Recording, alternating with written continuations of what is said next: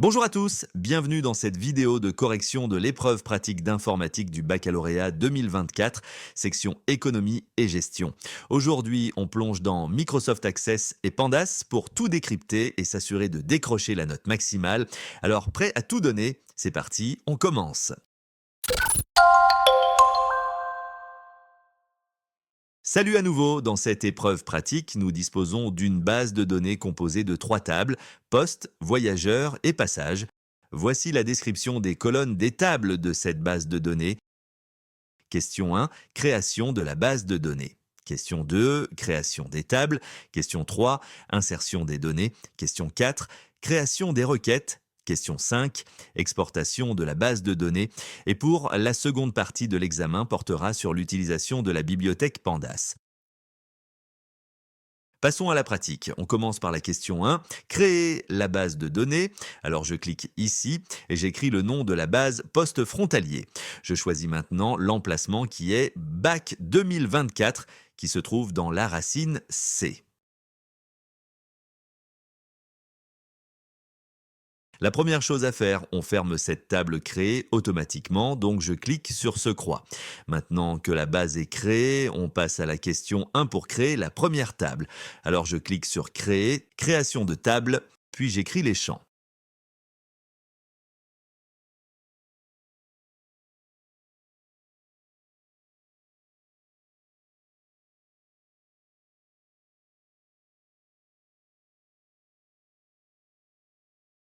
Une fois les champs sont écrits, on prend le tableau de description pour détailler chaque champ, code P de type texte et de taille 3, nom de type texte et de taille 50 avec une contrainte nul interdit. Donc ici nous devons mettre oui devant nul interdit. Gouvernorat de type texte et de taille 50, frontière de type texte et de taille 2. Vous avez remarqué ce petit détail dans l'énoncé. Frontière peut prendre seulement ces deux valeurs, TA et TL. Cela signifie que vous devez les mettre ici, dans valide si. Alors on écrit TA ou TL. En plus, l'énoncé demande de mettre la valeur par défaut, alors nous mettons dans cette case TA. Passons à catégorie de type texte et de taille 1. Remarquez bien que dans l'énoncé, il n'accepte que les valeurs C ou T. Donc, on remplit cette règle dans valide si et on met la valeur par défaut qui est C. Il ne reste que le dernier champ, superficie de type numérique. Alors je change et dans taille de champ, je choisis entier. Enfin, on met la règle de validation supérieure à 0 dans la case valide si. Eh bien, remarquez bien ici que code P est souligné, cela veut dire que ce champ est une clé primaire. Maintenant, il ne reste que enregistrer notre première table sous le nom poste, puis on refait le travail pour la deuxième et la troisième table.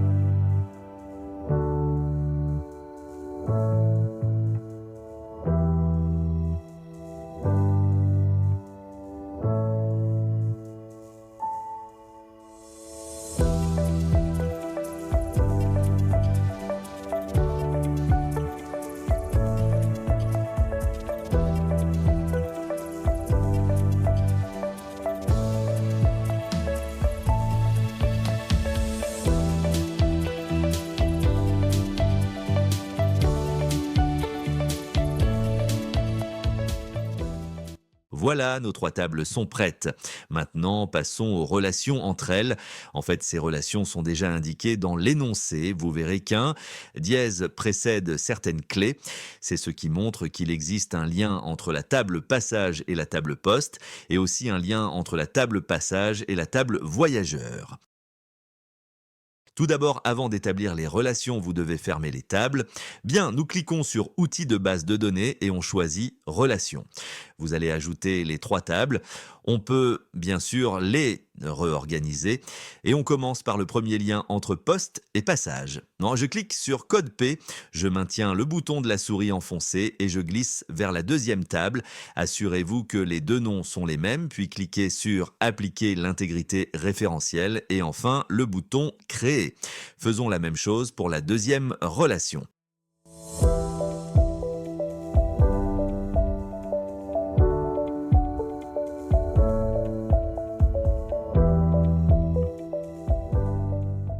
Dans la question 3, on nous demande de remplir les tables avec les données fournies. Allons-y, faisons ça ensemble.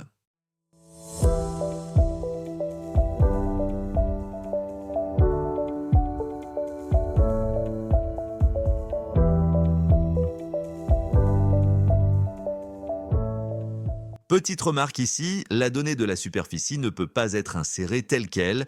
Pourquoi? En fait, il y a une erreur dans l'énoncé car ce nombre est trop grand pour être un entier classique. Il devrait normalement être de type entier long. Donc, on a deux options. Soit on modifie la table, soit on ajuste la valeur. Pour ma part, je vais simplement retirer le dernier chiffre pour que ça passe.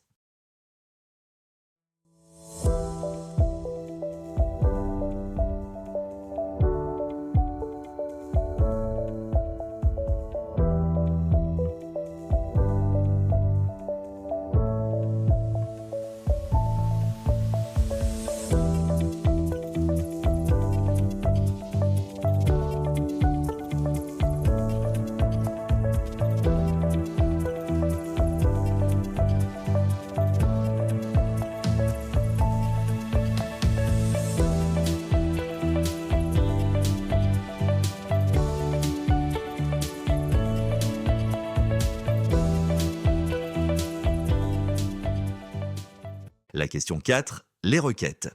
La requête 1 demande d'afficher la liste des postes frontaliers commerciaux, c'est-à-dire on affiche la colonne code P, nom et gouvernorat. Toutes ces colonnes sont dans une seule table qui est poste. Alors je clique sur l'onglet Créer, puis Création de requête. Je choisis la table poste et là on indique quelles sont les colonnes que nous voulons afficher. Voilà le résultat de notre requête. Maintenant, il ne reste que enregistrer et on donne le nom R1. La requête R2, afficher la liste des voyageurs, nom, prénom, nationalité et genre qui ont quitté le territoire tunisien avant le mois de février 2024 par le poste frontalier de code P 01. Bon, cette requête demande d'afficher le nom, prénom, nationalité et genre. Ces données sont dans la table voyageurs. Voyons la suite de la requête. Qui ont quitté le territoire tunisien? Donc, on a besoin du champ accès de la table passage. On complète la requête avant le mois de février 2024. Donc, on utilise le champ date. Par le poste frontalier de code P01, alors on a besoin aussi du champ code P.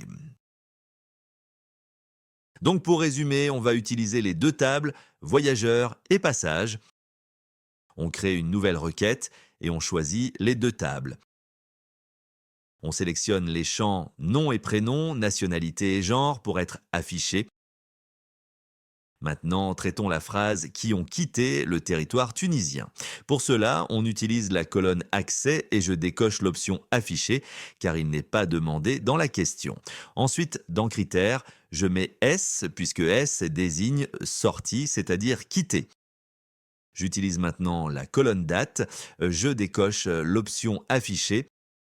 Dans critères, je mets inférieur au 1er février 2024. Donc comme ça, on a traité la phrase avant le mois de février 2024. Enfin, j'utilise la colonne code P, je décoche l'option afficher. Dans critères, je mets P01. Il ne reste que enregistrer, on donne le nom R2. La requête R3 affichait pour chaque poste son nom ainsi que le nombre de voyageurs sortants. Alors, quelles sont les tables qu'on va utiliser pour cette requête? La colonne nom du poste doit être affichée. Donc, c'est la table poste. Et le nombre de voyageurs sortants, c'est-à-dire on parle de la colonne accès, donc la table passage. Passons à la pratique, je clique sur création de requête et on choisit les deux tables, poste et passage. On affiche le nom du poste, puis on affiche le nombre de voyageurs sortant pour chaque poste, donc la colonne accès, et je mets la lettre S dans la partie critères. Ici, on a besoin d'utiliser un regroupement, donc je clique sur Toto. Pourquoi un regroupement? En fait, si vous trouverez dans une question le terme pour chaque, alors vous utilisez un regroupement. On ajoute la colonne accès une deuxième fois. Nous allons changer le terme regroupement par compte, et ceci pour compter le nombre, et ensuite on décoche l'option afficher.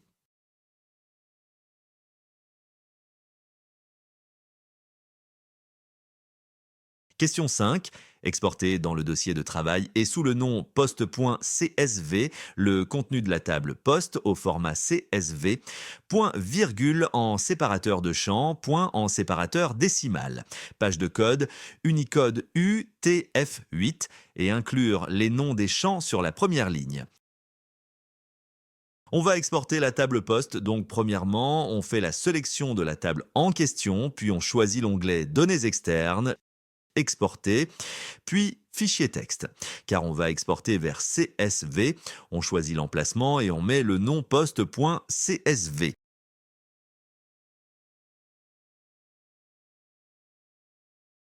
On clique sur OK, puis le bouton Avancer pour qu'on précise les paramètres de séparateur et page de code.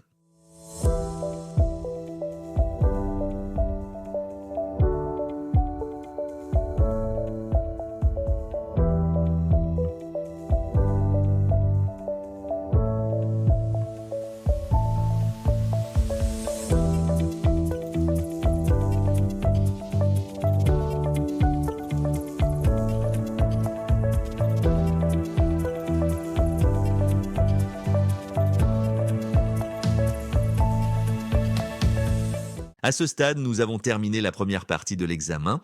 Nous passons maintenant directement à la deuxième, où il est demandé d'utiliser l'éditeur Tony pour créer un fichier et l'enregistrer sous le nom poste dans notre dossier de travail. Nous avons ouvert l'éditeur Tony, ensuite nous cliquons sur Fichier puis Nouveau et nous enregistrons le fichier sous le nom poste. Faites attention, nous devons choisir notre dossier de travail.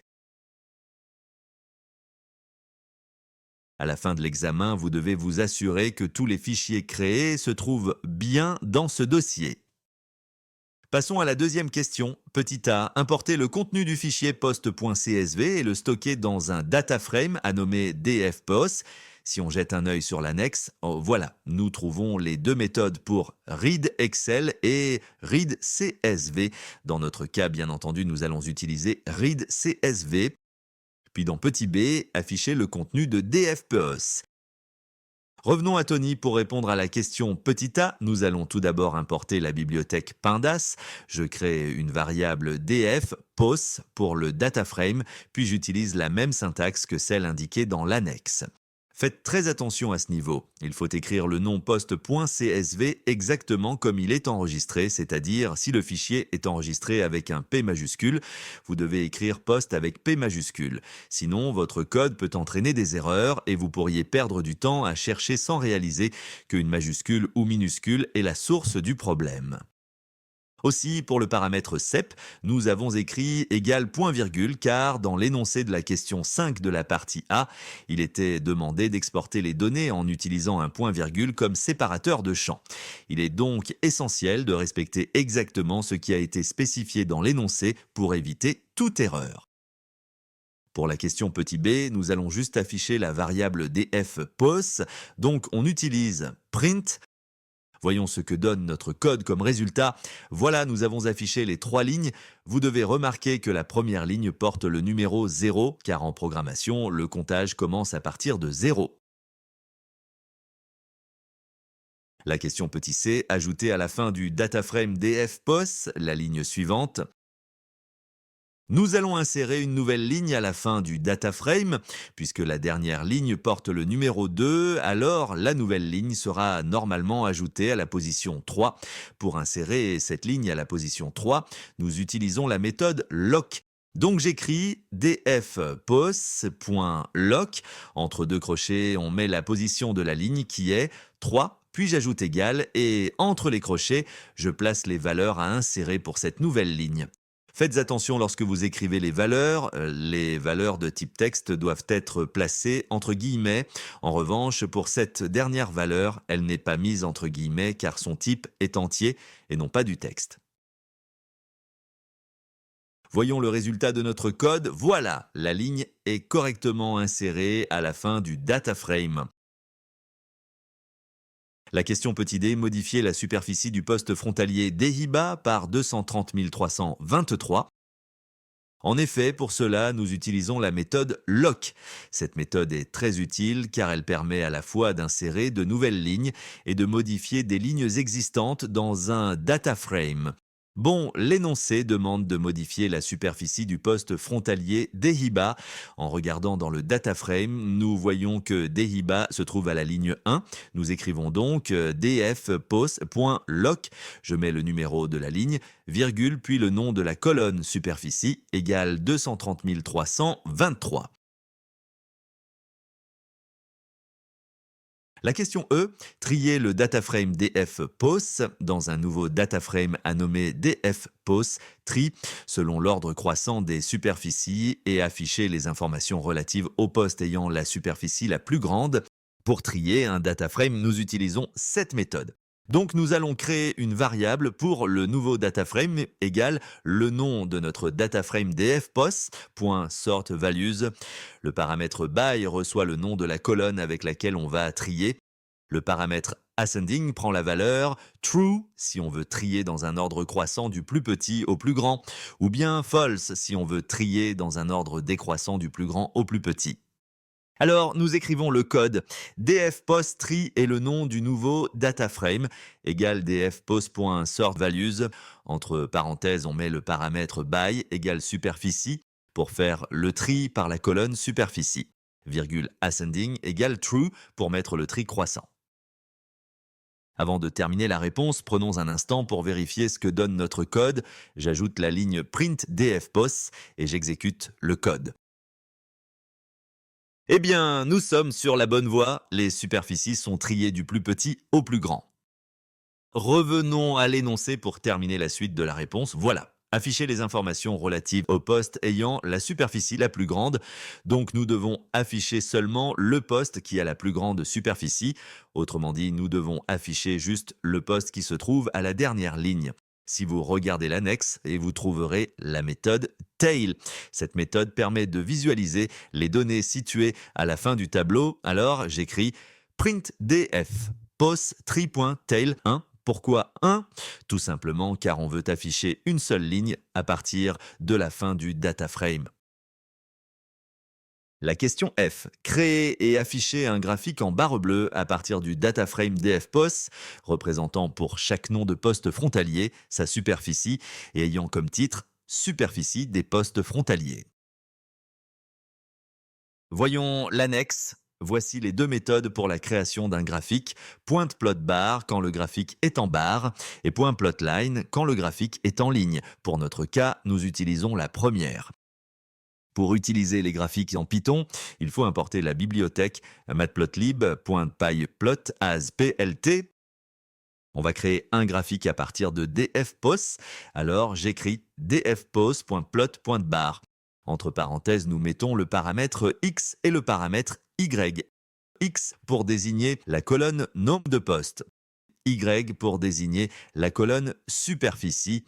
Faites attention, lorsque vous donnez les noms de colonnes, il faut écrire les noms exactement comme il est écrit dans le data frame. Alors je fais copier-coller, c'est plus rassurant. J'ajoute maintenant le paramètre title pour donner un titre au graphique et color pour changer sa couleur. Il ne reste que afficher notre graphique, alors j'écris plt.show et je fais l'exécution pour voir le résultat.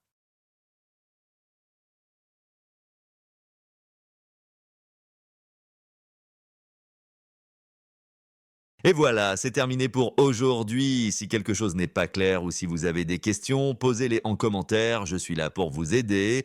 Pensez à mettre un like, partager et vous abonner. On se retrouve bientôt pour une nouvelle vidéo.